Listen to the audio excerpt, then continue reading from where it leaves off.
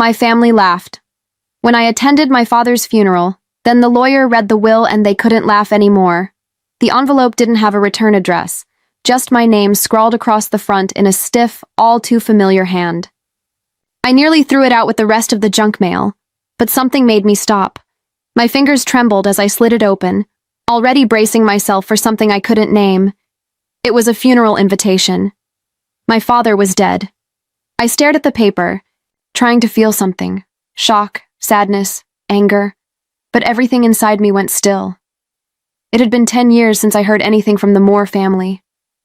A full decade since I left Charleston, and every judgmental glance, every cold shoulder, every cruel word behind. They'd made it clear I wasn't one of them anymore. I still remember the day I walked away. Caleb was just a baby, strapped into the backseat of my car while I drove with a busted lip and a suitcase full of baby clothes. I'd finally left the man who had broken more than bones, and instead of shelter, my father gave me shame. "You made your bed," he said. And that was it, but I didn't fall apart. I built a new life for us in Savannah. Quiet, small, but safe. I got a job shelving books at the library, read bedtime stories to Caleb, learned how to breathe again. And even though my father never reached out, never apologized, never asked, I still sent money. Every month, through old Mr. Gerald next door, I made sure he had what he needed. I never told anyone, especially not Caleb. Now I held this letter in my hands, and all I could think was, why now? Why invite the daughter you cast aside? Caleb must have seen my face because he came up beside me and said quietly, "You going to go?" I didn't answer. My throat was too tight. I just stared at the words on that crisp white paper. Then he added, "Maybe he left more than a will, Mom. Maybe he left something for you." I looked at my son, my anchor, my witness, and something in me shifted. I didn't know what I was walking into, but I knew this. If there was anything left to be said, I needed to hear it. So I folded the letter, packed my bags, and got ready to return to the place I swore I'd never see again. The chapel was smaller than I remembered, wooden beams overhead, stained glass muted by a gray Charleston sky. It should have felt sacred, but the air inside was heavy, sour with old perfume and even older resentment. I stepped through the double, doors with Caleb beside me, his small hand tucked tight into mine. Heads turned before we'd made it halfway down the aisle. Whispers flared like sparks. Some didn't bother hiding their surprise. Others just stared like they were watching a ghost. And then I saw them. Lindsay and Mark stood near the front. Black clothes tailored to perfection, grief applied like makeup, just enough to be noticed, not enough to smear. Lindsay's eyes locked on mine first, a flicker of disbelief. Then her lips curved, slow and sharp. "Well, well," she said under her breath, loud enough for the pews around her to catch every word. "Guess the prodigal daughter thinks there's money left."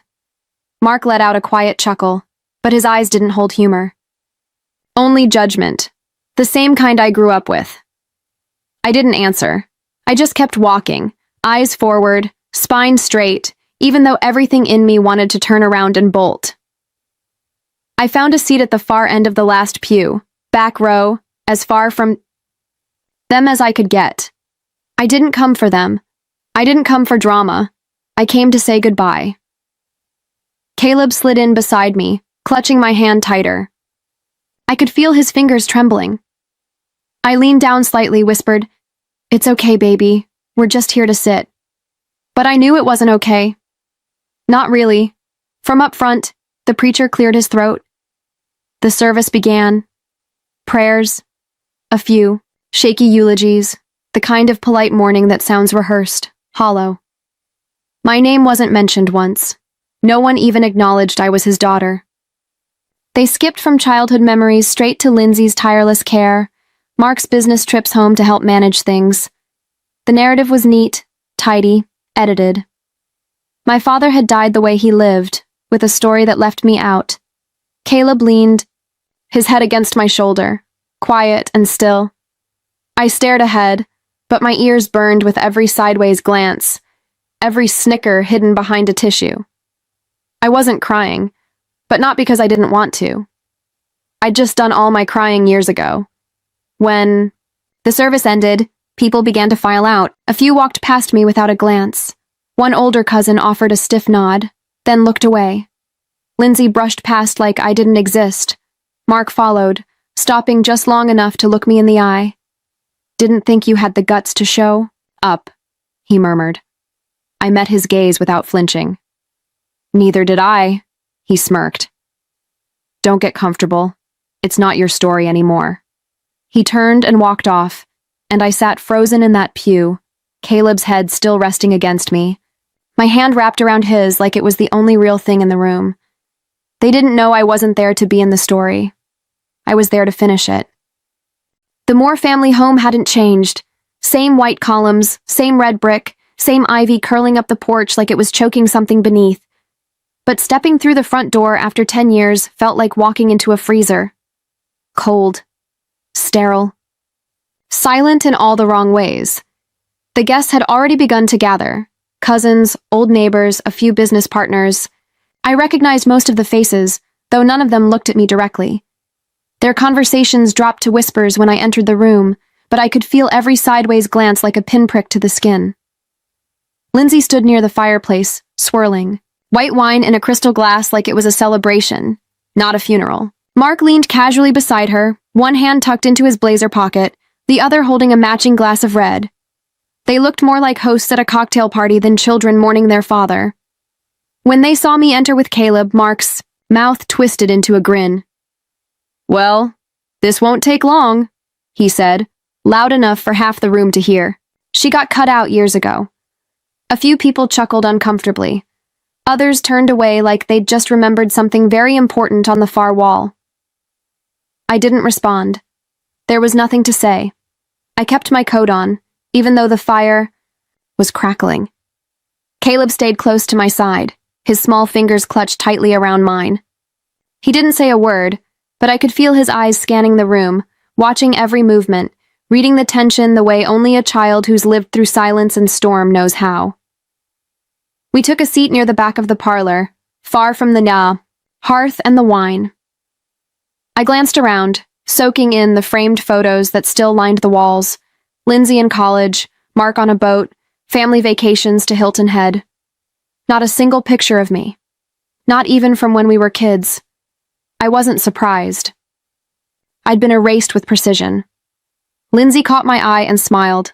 Not a kind smile, a territorial one. Like I'd stepped into her kingdom uninvited. "You can sit if you want, Rachel," she said sweetly. "But don't expect a chapter." I gave her nothing. Caleb looked up at me then, and I saw it in his face. Not fear, not confusion. Focus. As if he was waiting, like something important hadn't happened yet, and somehow I knew he was right. The room fell into an awkward hush when the front door creaked open again. Thomas Dawson stepped in like a man who knew exactly what kind of mess he was walking into. Same crisp gray suit. Same leather briefcase. But this time, he carried something else too. A small cedar box, polished smooth and clutched tight under one arm. Lindsay barely looked up from her wine. Mark glanced at his watch like he had somewhere better to be. "Thank you all for being here," Mr. Dawson said, his voice low but commanding. "Per Mr. Moore's instructions, we'll begin with a video message before moving on to the formal reading." The air in the room shifted, tightened. "A video?" Lindsay scoffed, already irritated. "Can't we just get to the will? We all know what it says." Mark nodded. "Yeah, let's not drag this out. Some of us have flights." But Mr. Dawson didn't flinch. He walked past them calmly and set the cedar box on the coffee table in front of the fireplace. Then he placed his briefcase next to it and began to open the latches. "It was your father's express wish," he said, "that this be viewed before any legal matters are addressed." Lindsay rolled her eyes. Mark muttered something under his breath.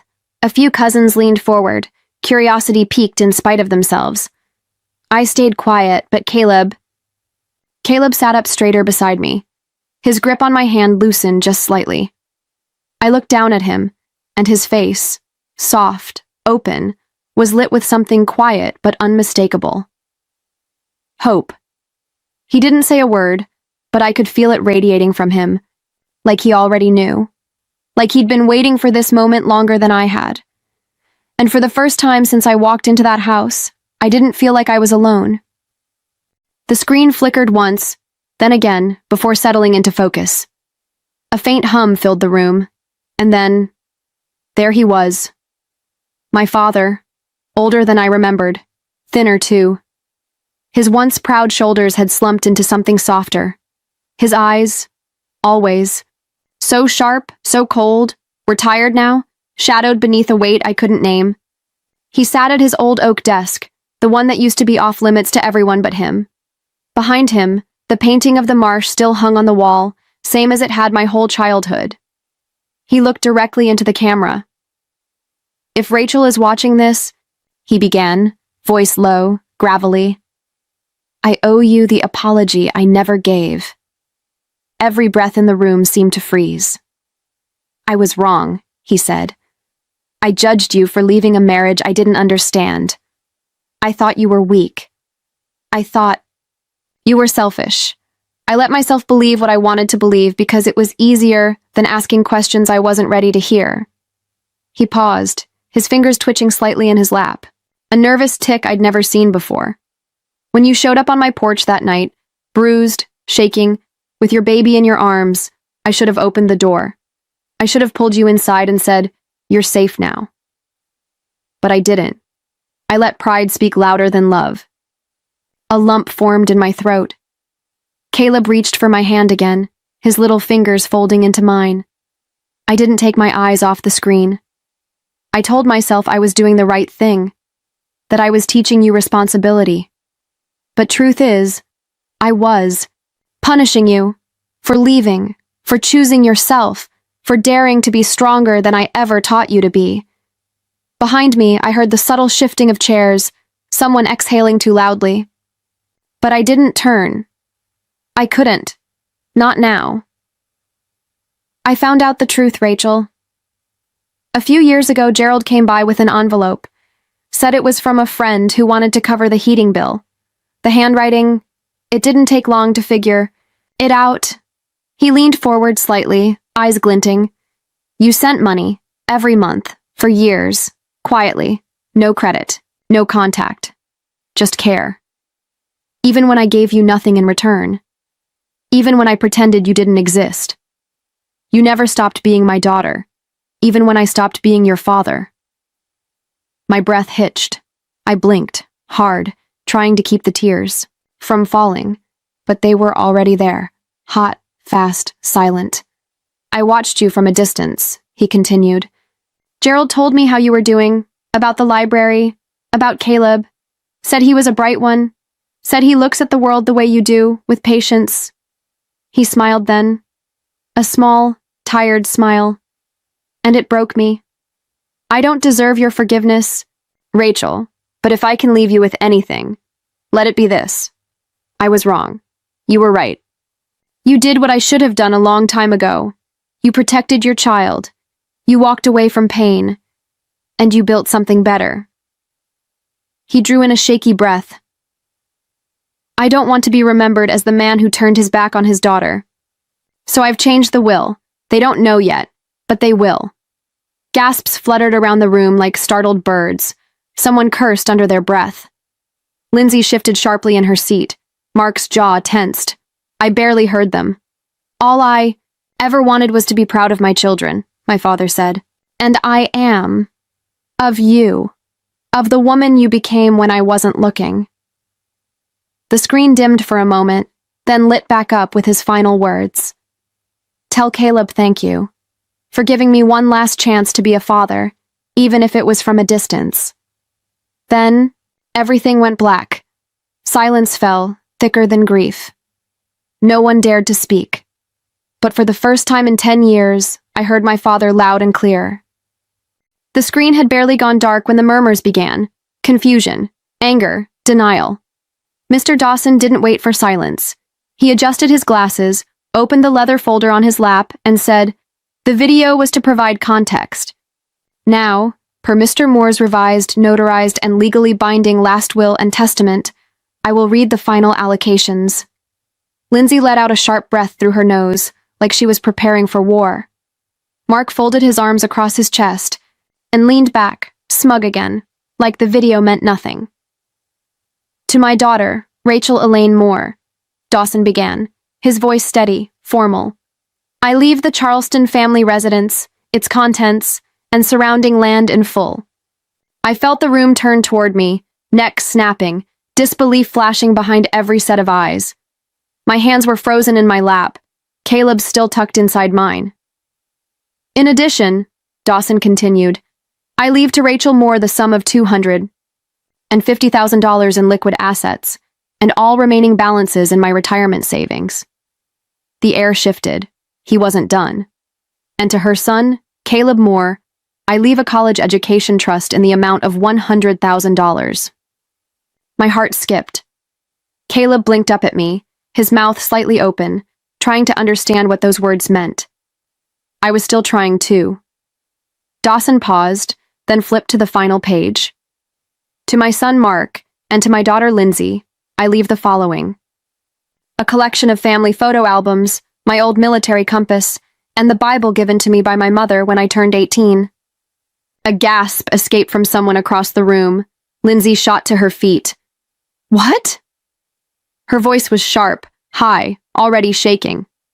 That's not possible. There must be a mistake. There is no mistake, Dawson said, unbothered. Your father amended the will 2 years ago. The documents are certified, witnessed, and registered with the county. Mark stood too, jaw clenched tight. He was sick. He didn't know what he was doing. He knew exactly what he was doing, Dawson replied, closing the folder with a soft snap. There was a moment of stunned silence before he spoke again, this time softer, reading from a handwritten note attached to the will. He asked me to read this aloud. Let them remember who showed up when it mattered. Let them remember who stayed quiet, but never stopped loving. This house should belong to the one person who never asked for anything and gave anyway. Lindsay stormed from the room. Mark followed after a pause, dragging disbelief like a shadow behind him. I didn't move. I couldn't. Not because I was in shock, but because for the first time in 10 years I didn't feel erased. I felt chosen. You had to have tricked him, Lindsay snapped, her voice cracking as she spun toward me, wineglass still in hand but forgotten. There's no way he would have changed the will on his own. You must have. She stopped short, the accusation choking itself in her throat. I stood still. I didn't need to say a word. The video had already said everything. You manipulated him, she said again, louder this time, her face flushed with rage. After everything you did to this family, you waltz back in here and act like some silent saint? This is pathetic. Caleb flinched beside me, and I rested a hand on his shoulder. He didn't need protecting. I just needed to remind myself that I was still grounded, still here. Mark stepped forward now, voice low but seething. We'll challenge it. There's no way this holds. He wasn't well. He was confused. Mr. Dawson didn't blink. Your father's will was amended 2 years before his health declined. He was of sound mind. It's witnessed, notarized, and on file with the court. There is no legal ground for dispute. Mark opened his mouth to argue again, but stopped when he saw Dawson's calm stare. The kind of stare that came with decades, in courtrooms and zero patience for entitled theatrics. Around us, the rest of the room had gone still. Some of the cousins were whispering now, others slipping out through the side door, coats clutched awkwardly, faces turned away from mine. No one wanted to look me in the eye. Not out of hatred this time, but out of something closer to guilt. Maybe shame. Lindsay's breathing had turned uneven. She looked like she didn't know whether to cry or scream. Her hands shook as she sat, the wineglass down too hard on the sideboard. This is a joke, she muttered. It's a damn joke. She turned and walked out without another word. Mark followed a few seconds later, his jaw clenched so tightly I thought it might crack, and just like that, the room emptied. They thought they'd buried me 10 years ago, but I was still here, and now they were the ones running.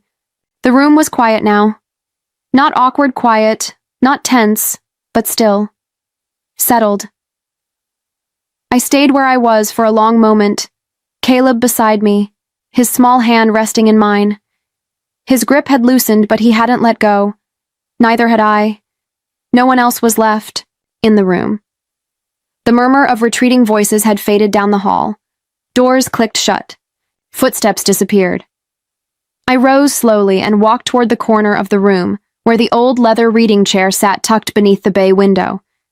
It was still there, unchanged, faded at the arms, creaking at the joints, worn into the shape of the man who once called it his throne. I stared at it for a second, then reached down and gently brushed my fingertips along the top edge. "Goodbye, Dad," I whispered. "I forgive you." The words didn't catch in my throat. They didn't burn or twist, they just landed, like they had been waiting too. Behind me, Caleb didn't speak. He didn't need to. The fireplace crackled softly, casting a warm orange glow over the room.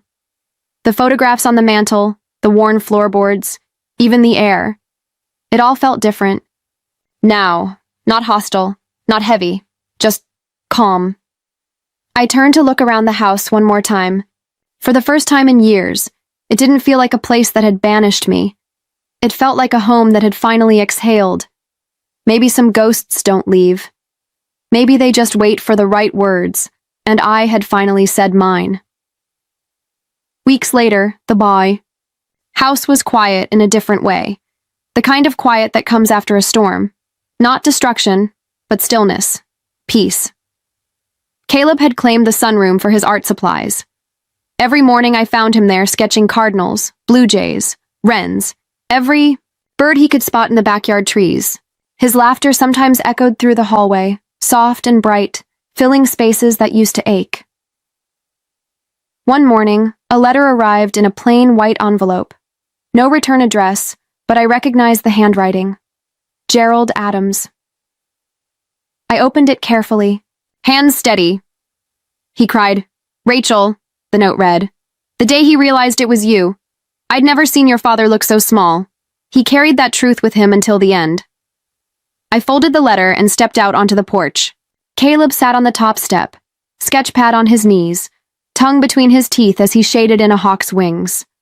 I looked out over the lawn, the oak trees swaying gently in the breeze. "He saw me in the end," I said aloud, not to anyone in particular. The girl they erased hadn't disappeared. She'd just been waiting for the truth to find its way home.